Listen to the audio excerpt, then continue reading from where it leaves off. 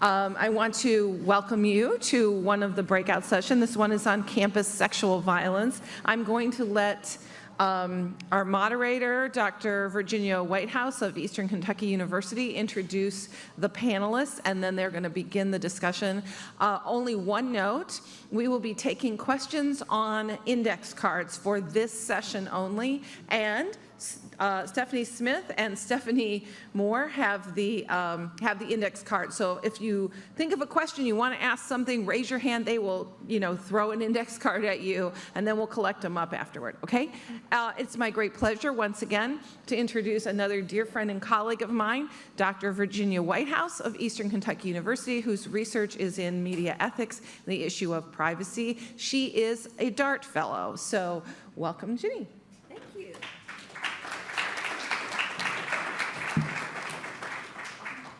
All right, I'm so glad a lot of you decided to stay exactly where you are, and I see a lot of wonderful student faces in the room.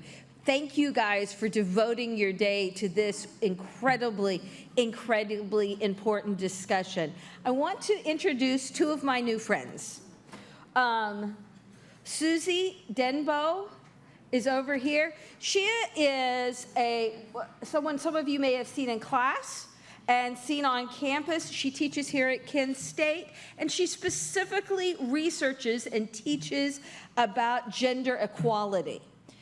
She's working with a multidisciplinary university team to specifically develop effective programs to address sexual violence amongst college students. Alyssa Griffiths has discovered while she was a freshman here at Kent State that someone had created a new identity based on her. She became an unfortunate, unintended expert in the field of cyber stalking. And one thing that she did was create a blog to brand herself and how she overcame some of her challenges by speaking out. Most importantly, she serves as an educator here on cyber stalking, and her blog simultaneously introduces us to her marvelous fashion sense. So her blog is Life with Liz. Yes, all right. Now, so what we're talking about today, to introduce this topic, is conversations about people who have experienced predatory behavior. And what I want to do is take a look at several different types of predatory behavior in this conversation. And so to start off, Alyssa, will you tell us your story? Sure. Hi, everyone. So this story begins shortly after I graduated high school. I graduated from Medina in 2011. And a few months after I graduated, I received a series of text messages from a number that was not in my phone around 2 o'clock in the morning. The person started asking me things like what I was doing. They spelled my name correctly. My name is spelled unusually, so if that was the first flag that this is someone I know. I responded with, "Who is this?" And they responded with, "It's your secret crush, Alyssa," and then continued to text me. I wasn't responding, and the text became more aggressive and sexual in nature until I got to the point where I was scared. And I said, you need to stop texting me and leave me alone. I credited it to being an old classmate pulling a prank on me. I saved the number in my phone as creep, and I moved on. I came to Kent State in 2011. I lived on campus in Corb Hall, and I accidentally stumbled across a Twitter account that was using my photos. And that led me to a lot of different websites. Ultimately, in the end, I found about 5 years worth of my life on social media sites dating back to 2007 when I was only 14. They had photos of me that I didn't even know existed anymore. They had branded themselves as a girl named Lauren. They had made a life for themselves. They had friends, they had relationships. Their blogs varied from very depressed, dark writings to, just casual conversations with people. To make a long story short, I wasn't quite sure what to do, so I gathered all these different websites and postings, and I went to the police, and unfortunately found out that there were no laws against this. And I was told to get off the internet, and that was that, and there was nothing else that could be done. So I decided to reach out to a person that Lauren had a very strong relationship with. This was before catfish was everyday language, but essentially he was being catfished. It just wasn't a thing yet. I reached out to him. He had been dating Lauren for a year, was completely, Listen, you might want to explain who Lauren is. Lauren is the identity that was using my photos and was using all the different aspects of my life to create her online presence. So Lauren and this man, Mike, had been dating for a year. They were in love, were supposed to be meeting. And I asked him, well, what number does she text you from? And he sent it to me. And I started typing it into my phone, thinking that maybe it was someone I knew, and creep popped up on my phone. And that's when I realized that the person that was pretending to be me was also the same person that had texted me at 2 o'clock in the morning. And that's when it kind of all came like crumbling in. And I was like, wow, this is really bad. And I just wasn't really quite sure what to do at that point. So I decided, I needed to get off the internet. And I did, and I just kind of internally dealt with it, knowing that there was nothing I could do through the law. And I just tried my best to move on, and I didn't talk about it for about 2 years. And starting my junior year is when I started finally talking about it with people and took control of my online identity. And I decided that it would be much better for me to take control of my online identity instead of shutting myself off from such a powerful and influential aspect of our generation. And that's when I started my blog. I do blog about style because it's a way that I can express myself and create an identity without sharing too much personal information. And I have continued to move forward while trying to help college, especially college students, understand the dangers of the internet and how to use the internet to your advantage. So that's a very quick, brief overview of what happened. There's a lot more to it as far as like details of very specific things that they posted, but that's a general overview of what happened. Excellent. Thank you, Alyssa. Now, you should also have some, I should have said this originally, have we passed out the potential cards? Yeah, we can pass them out. Why don't you pass them out, because you may come up with questions that you want to ask. So go ahead and take a card now, and there may be a question you want to ask as we move along. Susie teaches at Kent State, as we said. Susie, tell us what you see as the major obstacles right now in effectively addressing the problems and challenges of predators amongst students on campus.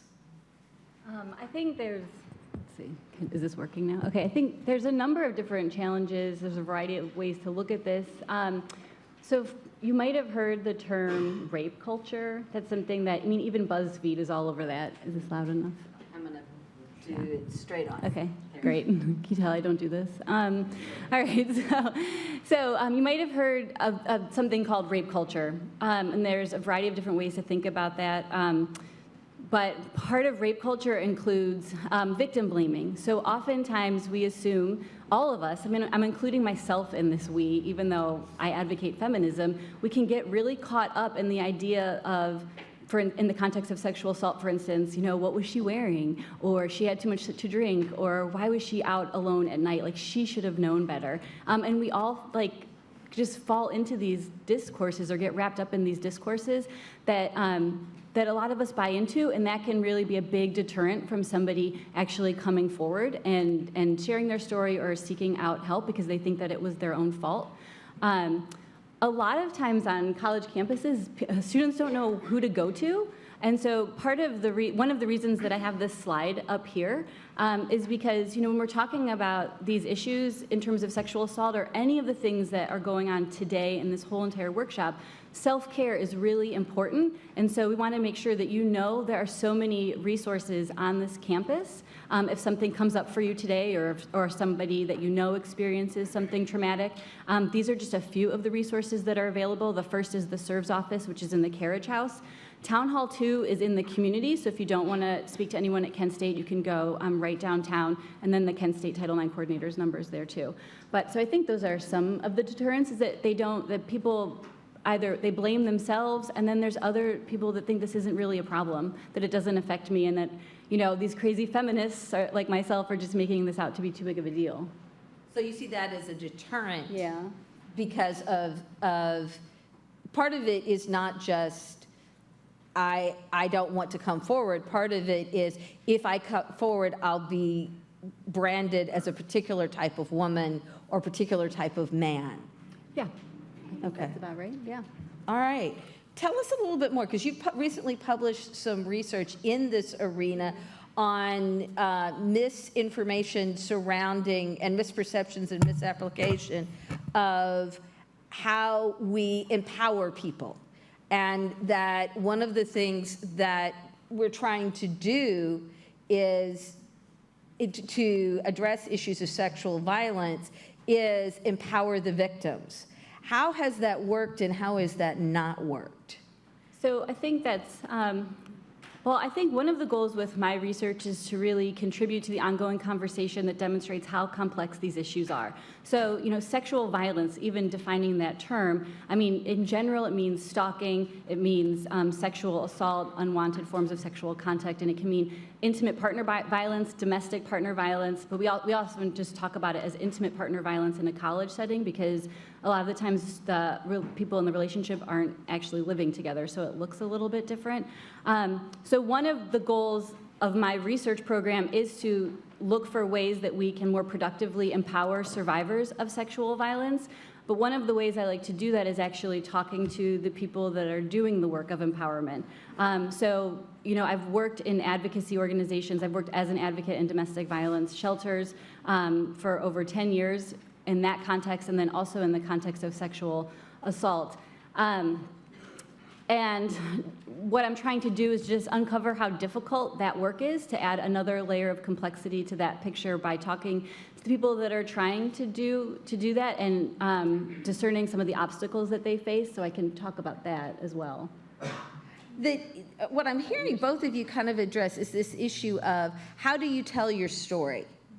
Alyssa, when you just said, okay, I'm going to take hold of my own identity, brand myself, put myself out there and say, this is who I am really, did you get any pushback from people trolling, saying, okay, well, got it once, let me give it to you now? Are you getting any pushback on your blog for your attempt to rebrand yourself?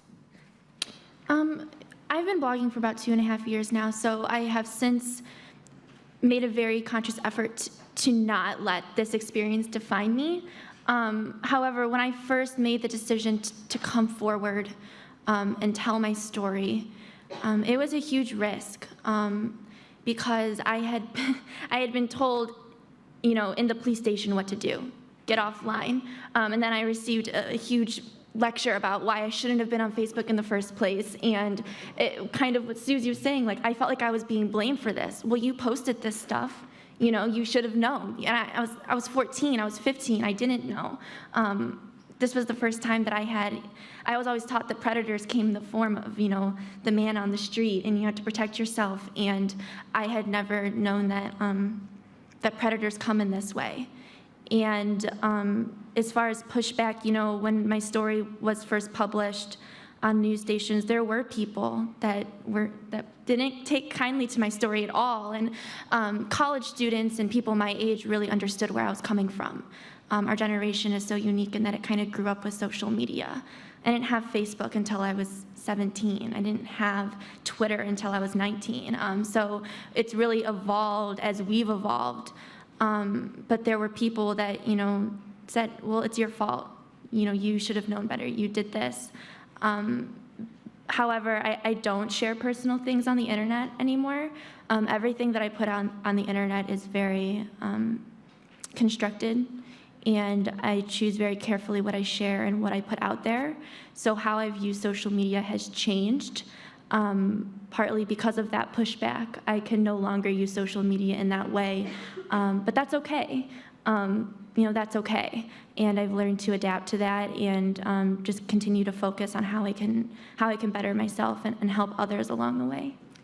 I'd like to dovetail on that. I think one of the things that is really teased out in your story, Alyssa, is the myth of the perfect victim, right? So we often think about that. I think they even talked about it a little bit in the last panel. Like, we think a victim is going to look, we call them a victim, first of all, there's assumptions there, and we think that they're going to look a particular way.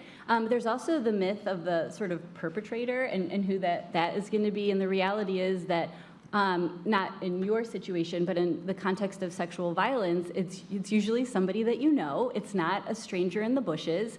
But it's also, we also assume that perpetrators are all men, and that's also not true. And it's also true that the vast majority of men don't perpetrate, and they're not going to do that. And I think one of the deterrents of actually moving forward with productive conversations about sexual violence is that a lot of men feel very alienated by those conversations.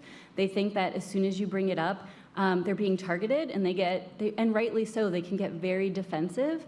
And so that's another thing I try to do, is look for productive ways to get everybody involved in that conversation.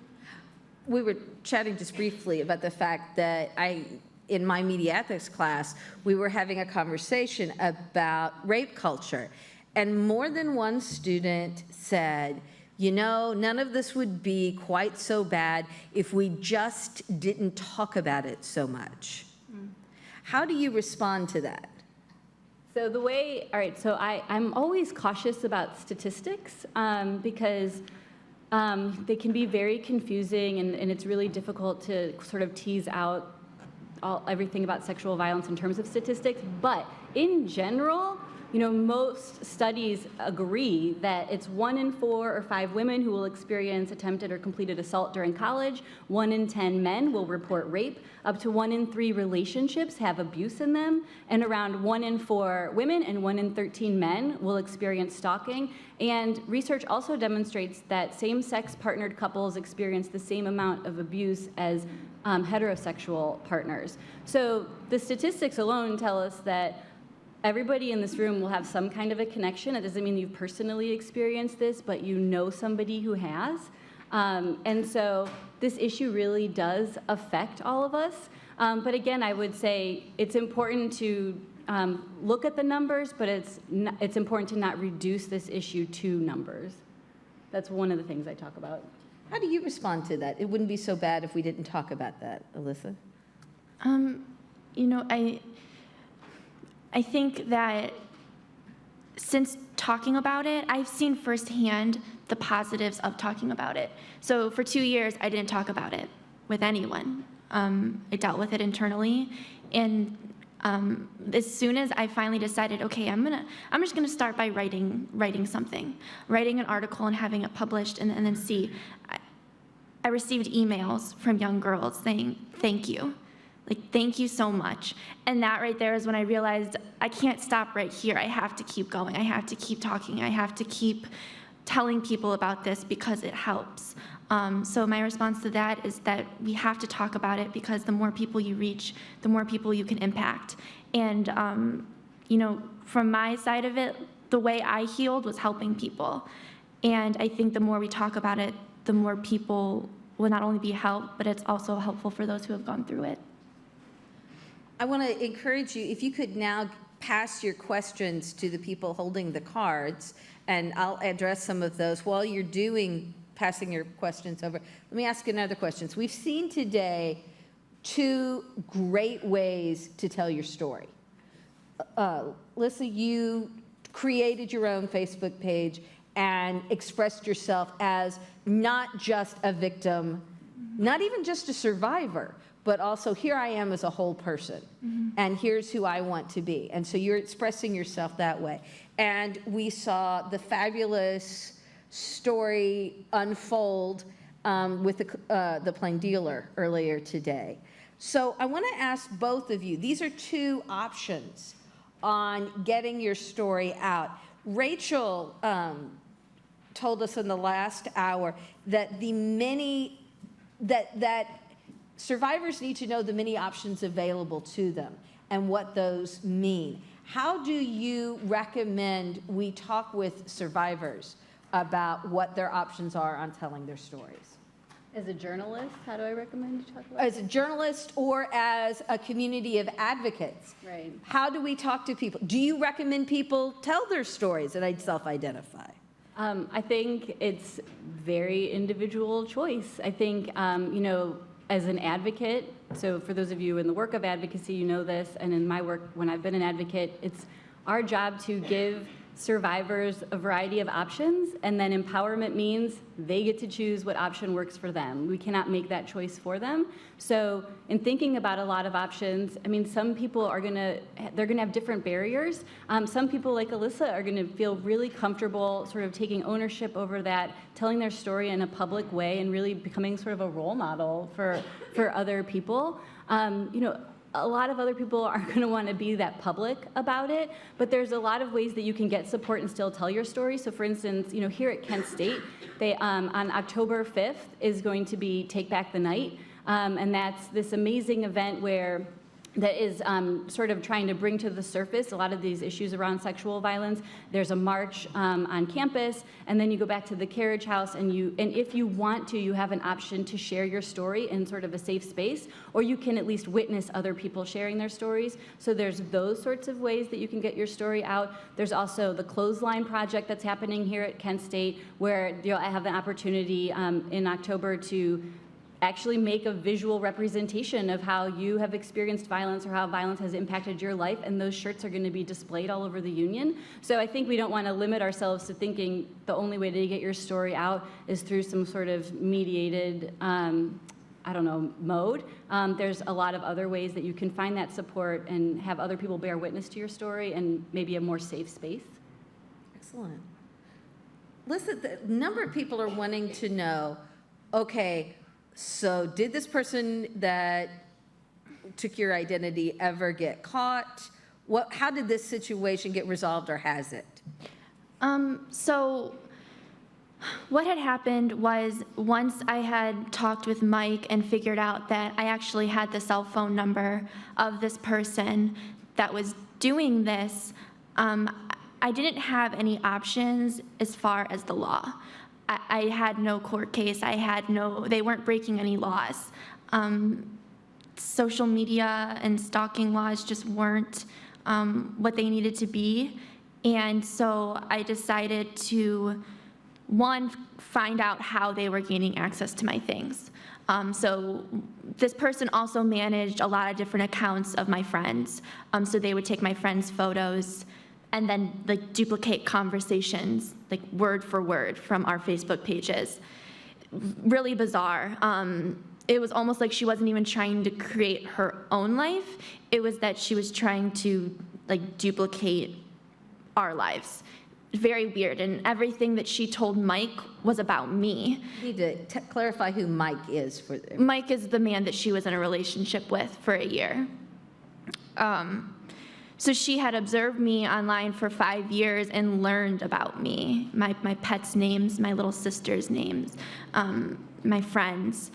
So what I ultimately ended up doing was texting the number myself, and just asking why. Who are you? Why are you doing this to me? And can you please stop? And as that conversation evolved, I realized that I wasn't dealing with someone who was okay. This person was a female. They found me on MySpace when I was 14 by random, and in her words, she had said that I had the perfect life, and that's why she chose to do this. And she dedicated 5 years of her life into watching me and then using that to create relationships. I do know who she is. She lives in another state.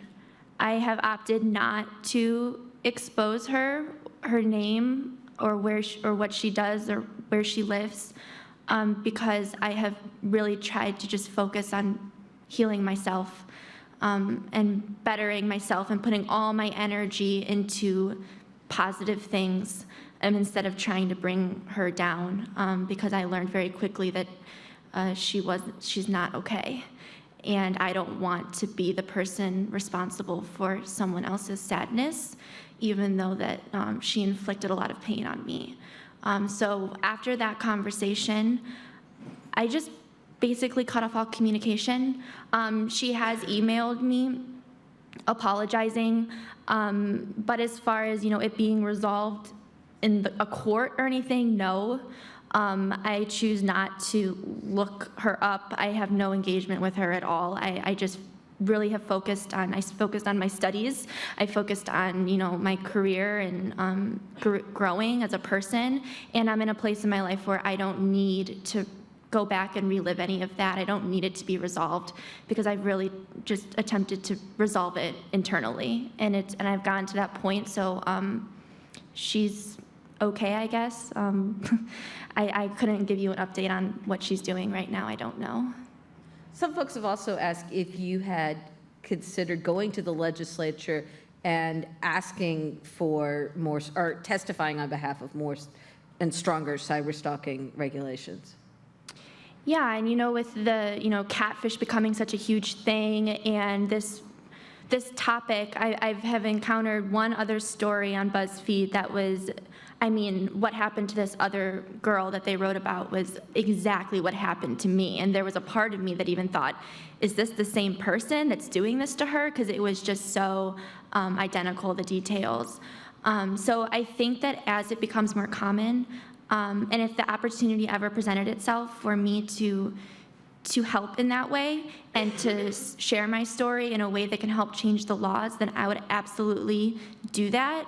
However, I'm sure as many of you can relate to, being in college, you're so focused on so many other things, that I got to the point where I just really needed to invest all my time into developing myself. However, if that opportunity ever did come about, I would absolutely love for there to be stronger laws around this. Susie, one male student in the room said, hey, I've experienced catfishing repeatedly. I've had the same kind of experience. What kinds of services can you go to? Because we think of the classic sexual assault services. Who can you go to on campus to address cyberstalking, and how? I always just send everybody to the SERV's office, because that office, Jenny O'Connell is unbelievable. I don't think she's in this room today, I don't know. But they sort of know how to best direct people. So then rather than having students sort of sort through all the Kent State bureaucracy on their own, you can really go right to that office, and then she can redirect you in a place that would be the best fit For you, okay. Thank you. There is also a question similarly raised.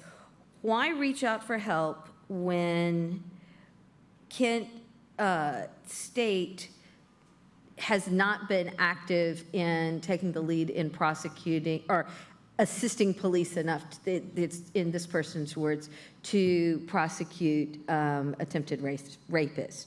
Do you see the university being as active as it needs to be, and how can it be more active?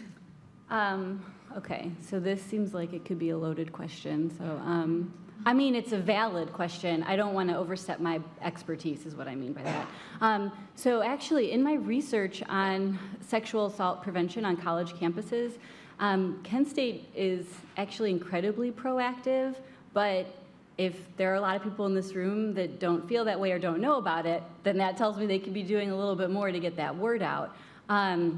So there is a difference between prosecuting these cases in outside of the university and what happens in a university context. And to be honest, I don't even really want to go there and trying to discern that complex relationship. I would say I could happily direct that individual to people on campus that can explain it a lot better than me. But I can say, in terms of Kent State taking a very proactive role, this university has had a SART team established way before it was mandated. A SART team is a sexual assault response team, that group of sort of first responders that come from a variety of different units on campus. So it's the SERV's office, it's campus police, it's Title IX, it's psychological services, it's the health center.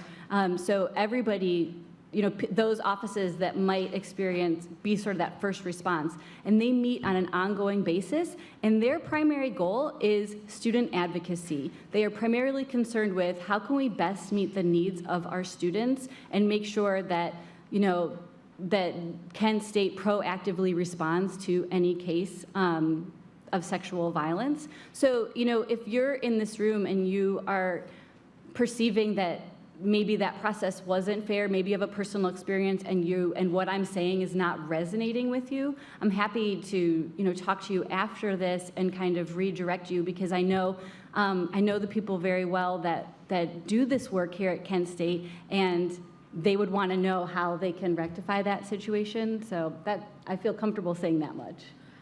How do men, I don't want to say necessarily experience sexual assault differently than women, but how is the reporting differently? How is public reaction different? What are the gender differences here in men's experiences and women's experiences?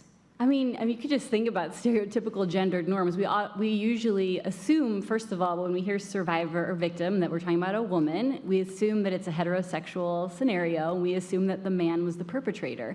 So right there, that's sort of the script that we automatically gravitate towards. So right then, that script itself is a deterrent from a man disclosing wanting, or that a man would have to take an additional sort of social risk in terms of disclosing and seeking out help, because you're really sort of countering those discourses of what it means to be a man, here in the United States, here at Kent State. I will say that the services that, a man might experience are exactly the same. It doesn't matter who you are, and the SERV's office is not just for women. It is for anybody on campus that experiences any kind of sexual violence. It doesn't matter your sexual orientation. It doesn't matter, if you're a man or a woman or anything else.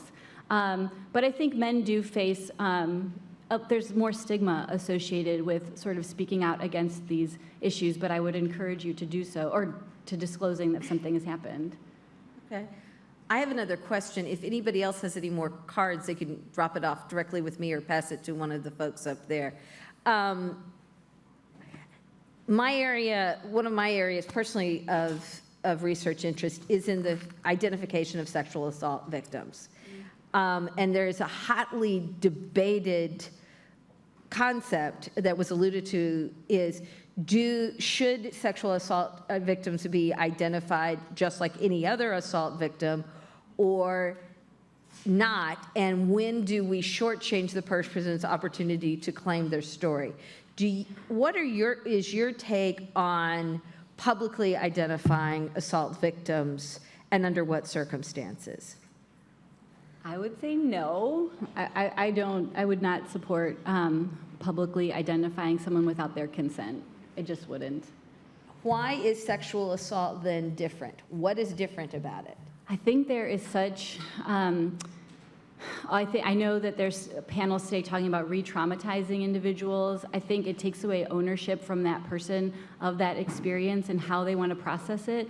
I think that sexual assault has such a stigma associated with it, and this goes back to thinking about rape culture and victim blaming, and everybody processes a traumatic experience differently, and it can take people years to really comprehend that experience, if at all. I think another challenge is that individuals end up being identified as the person who experienced rape or that person that was raped at that party. And it's like that's one incident that happened to them, and I would never want to see a person be solely identified by that if it wasn't their choice. I think that's incredibly irresponsible.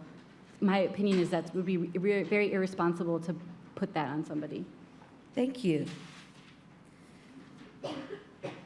Alyssa, how you said you're very cautious about what you post. What do you do now to kind of monitor your the online activity and how your name is being used? Are you very proactive in checking? How do you check, and do you even check anymore on how your name might be being used or your likeness? So for a long period of time, I became almost obsessed with seeing what Lauren was doing, right? So does she have that picture that I just posted? Like, how quick is she getting it? Is she using it? And it got to the point where I was losing like myself, because I was so concerned about what this person was doing. And that's not fair. So what I decided to do instead of getting off the internet was to change how I used it. So from that point forward, social media was no longer somewhere for me to go to connect with friends or see what someone was doing. Social media became a way to brand myself and make a name for myself in a way that Lauren wouldn't be able to take my photos, even if she wanted to, because people would know who I am. And B, I wanted to use the internet to my advantage. It's such a huge part of our culture and our generation. And I can say with 100% confidence that if I did not change how I use social media, I would not have had interview opportunities, internship opportunities that ultimately led me to my career. I would not have some of the friendships that I've formed through blogging. I just wouldn't have so many things that I had now if I had shut that door. I also believe that I wouldn't have had those opportunities if I continued to use social media the way that I was. So a huge thing for me is when you're going through, the internet is such a big place, and not everyone on it is nice. And I learned that the hard way. There are people out there that will use it to hurt other people and to hurt you, and you have to protect yourself. And my way of protecting myself was to make my name so well known that it couldn't be used against me. And since starting my blog, I've grown, an Instagram following of almost 23,000. I have a social media following so strong that I feel confident that Lauren cannot take those without someone, eventually catching on. I don't Google the name Lauren Ashley Cook anymore. I don't try to see what's going on. I've really tried to close that chapter of my life and focus completely on, building myself up instead of, trying to tear her down or see what she's doing with her time.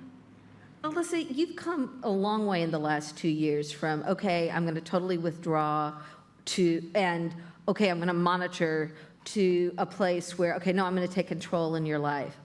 How did you get from the shutdown point to recovery and stepping forward? Were there mentors, advisors? How did you get from point A to point B? Well, it started with really having people to go through this with, right? So like my friends and my family who were there for me to support me. And some days I would wake up and I would be really happy. And I was like, you know what, this is gonna be okay. And then some mornings I would wake up like, this isn't okay. And I'm not okay, and I don't know what to do. And it got to the point where, I had a push to be okay. So I remember one instance in particular where I called my mom and I was having a really bad day and I was like sobbing uncontrollably, just like completely losing it. And she just said, Alyssa, you need to move on. That's not what I wanted to hear at that time. I was like, well, can't you just listen to me? Can't you just, empathize with me for a second? She's like, no, I've empathized with you. You need to pick up the pieces and get it together and decide what you are going to do. And so it was that push where I was like, you know what? I do need to do that. I had my time, and I need to take control now. and I need to stop dilly-dallying and having these mood swings and deciding what path I wanted to take. And once I decided to go down that path, I didn't stop. And 2 years later, when I finally started speaking about it, the emails and the positive reactions from people and people thanking me for helping them, that right there is what made it okay for me, that it was okay. Like, I helped someone. A 16-year-old girl just wrote me and said thank you, and I'm gonna change the way I use social media now because of you. And that was when I got to the point where I felt okay about what had happened, because at that point I had used it to help other people. And I think that's what healed me the most, was knowing that I positively impacted other people through a negative experience. Thank you. I have received a card complete with legal codes on the names of the laws addressing questions of cyberstalking. So just to kind of summarize, menacing by stalking includes harassment. If you are and if you are a minor being harassed, that's a felony under state law. If you stalk across state lines, well, that's a federal offense. And even when you start going across state lines, there's a 5-year statute of limitations from the last web posting. So if you believe that you have been cyber stalked, the recommendation is to go directly to the FBI, particularly if that person is in another state. So we have legal options. We have opportunities. We just need to, if you're experiencing this, not let go, just keep moving through law enforcement as a legal means to help. I want to actually give Susie the last word here, but I'm going to kind of set parameters. We've been talking a lot about survivors. We have not talked about perpetrators as much as human beings. If you had a chance to talk to perpetrators, who often don't realize they're perpetrators, what would you want to say to them?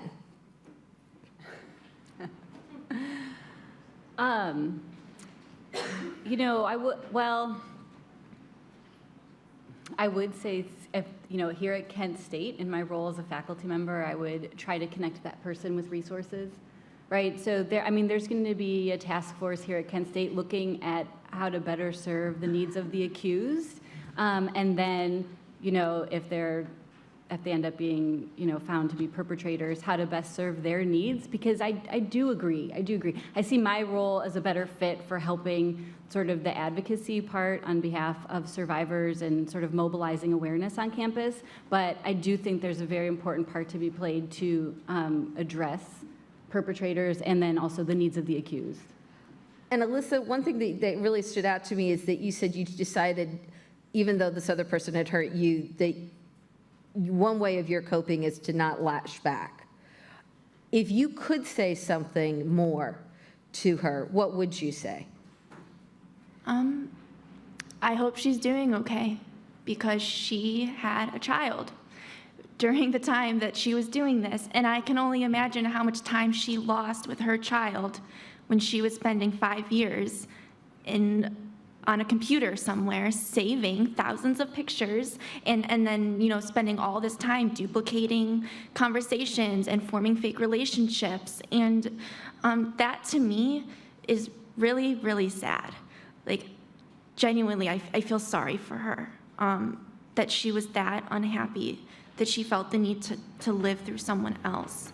And that was something that we kind of, when I had texted her to confront her, that she told me, well, I'm not happy and I'm sorry, but I'm not happy with my life, and that's why I did this. And I just hope that in the past 5 years that she has gotten to a place where she's okay. I'm okay, I'm okay. I just hope she's okay, because I can't be angry, because that's a very exhausting emotion to hold on to for 5 years. So I can't be angry with her. I really hope that she's doing all right. I want to thank our panelists for their candor. I want to highlight resources available, both in the way of services and in the way of law enforcement. There are people you can go to out there, and I encourage you to seek out help for what you need. I will pass the program back to Jan.